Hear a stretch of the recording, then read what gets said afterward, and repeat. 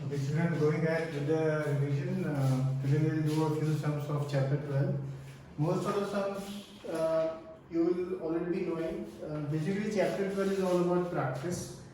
You have to do as many sums as possible so that whenever you are writing the exam, so you can do it faster. Anyway, I've sent you one sheet of 8 questions. Almost all questions I think you would be knowing, but we'll just discuss them very fast. First question is find the area of a triangle whose sides are and the 3 sides are given. So you just have to simply find the area using the Heron's formula. Second question is also similar to that. Find the area of a triangle whose sides are 13, 14 and 15 centimeters. Then in question number 3, a triangle ABC is given. AB is given to be 30, BC is given and AC is also given. And the question is find the area of the triangle ABC and its altitude on AC.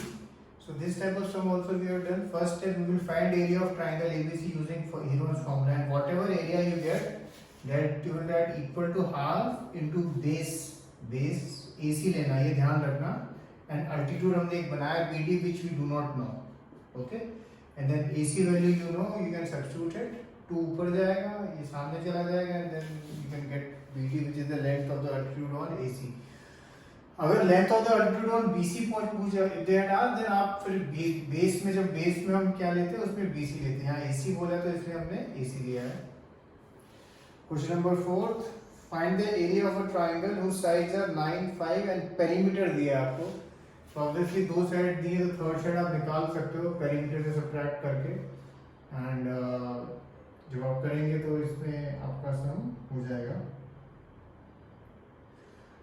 ये side 5 दी है, एक side 9 दी है और एक 5 दी है, and perimeter आपको 21 दिया है. Question number 5, the perimeter of a triangle is this and ratio दिया है. अगेन ये तो आपको मालूम है, आपको 25x + 17x + 12x and is equal to करके. अगेन ये सम काफ़ी फेमिलियर लग रहा होगा. तो कुछ सम्स द आइडिया इज कि जब एग्जाम में आए वो सम तो आप जल्दी से उन सम्स को कर लें, सो दैट अगर कोई और कॉम्प्लिकेटेड सम है you have time for that. Question number 6, the perimeter of a triangular field आपको दिया हुआ 240 और आपको 2 साइड दी हुई है 78 और 50. Find the length of the perpendicular on the sides of length 50 centimeter from the opposite vertex. Perimeter दिया तो पहले तो आप AC निकाल लेंगे और जब AC आ जाएगा तो उसके बाद आप इस ट्राइंगल का एरिया निकाल के अगेन जैसे इस सब में किया था हाफ बेस अब क्या लेना है इसमें 50 और हाइट जैसे हमने AD बनाई है तो AD आपकी आ जाएगी. Question number 7, find the area of a quadrilateral PQRS. PQ आपको दिया है 6, QR आपको दिया है 8, RS आपको दिया है 8, PS 10 एंड PR 10. आपको बस ये 2 ट्राइंगल का एरिया निकाल के और ऐड करना है. इसमें अगर आप चाहें जब आप ये वाले ट्रायंगल का एरिया निकाल रहे हैं, अगर आपने एंगल Q 90 शो कर दिया तो आप half into base into height भी यूज कर सकते हैं. और ये 90 इसलिए हो जाता है क्योंकि पाइथागोरस थ्योरम को वैलिड करता है.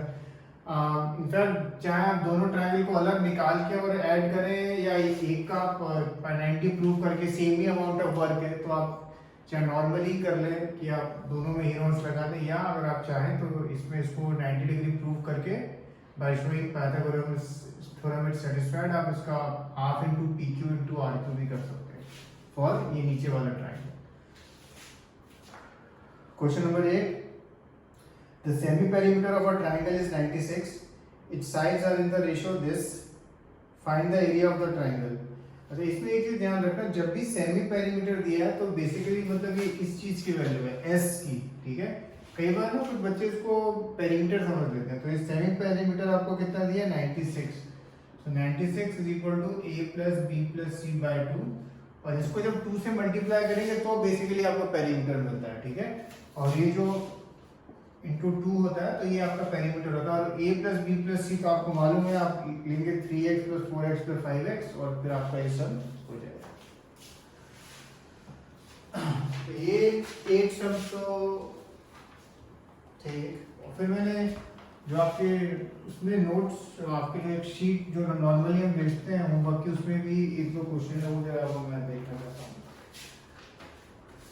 एक क्वेश्चन है, if the sides of the triangle are in the ratio 1:2, 1:3 and 1:4 और पेरीमीटर आपको दिया हुआ है 52, find the length of the smaller side.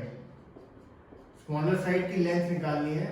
Smaller side की ऑब्वियसली वो ये वाली होगी 1/4 वाली। एनीवे तो इस सबको करना वैसे ही है, एक x/2 हो जाएगी, एक x/3, ये x/4 और इनका सबका सम कितना होगा 52। और फिर यहाँ से आप एलसीएम वगैरह लेके you can get the value of x, और जब x आ जाएगा तो जो सबसे छोटी साइड है वो ये वाली होगी x/4, वो आप निकालें। इसमें अगर आता find the length of the longest side तो ऑब्वियसली आप ये वाली निकालते हैं।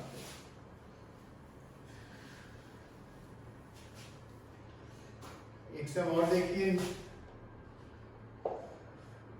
नेक्स्ट वाला, ये आपको एक दिया हुआ इक्विलैटरल ट्रायंगल है, ठीक है। लेट हमें उसकी साइड नहीं मालूम है, चलो समझ लो साइड उसकी हम ले लेते हैं ए।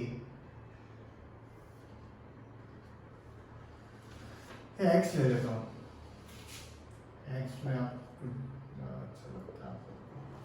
क्वेश्चन है, from an internal point of an equilateral triangle the lengths of perpendicular drawn on the three sides are 14, 10 and 6. Find the area of the triangle. सबसे पहले अगर इस इक्विलेटरल ट्रायंगल का एरिया निकालना है तो बेसिकली हमें साइड चाहिए, ठीक है। अच्छा, length of the perpendicular, suppose एक ये पॉइंट है ओ बीच में हमें, और यहां से एक परपेंडिकुलर डाला OM, यहाँ से एक डाला ON और यहाँ से एक डाला से OS, ठीक है। और ये जो लेंथ ऑफ परपेंडिकुलर हमें दिए हैं, 3 दिए हैं, 14, 10 दिए हैं और 6, ये 3 लेंथ आपको दी है। तो अब अगर आप देखो से इस पॉइंट का नाम O है, ट्राइंगल OBC का एरिया, ट्राइंगल OBC का एरिया अगर आप देखो, half into base into height, half into base कितना है BC और हाइट सब OM लिखा है हमने, और वो हमको गिवन है OM दिया है, और BC हम लेते हैं x और OM कितना है 14, तो यहाँ आ गया 7x। सिमिलरली ट्राइंगल आप देखें AOC, half into base AC और हाइट ON। अगेन AC हमें नहीं मालूम है तो हमने x लिया और ON हमने ले लिया 10, तो यह 5x। और lastly area of triangle AOB,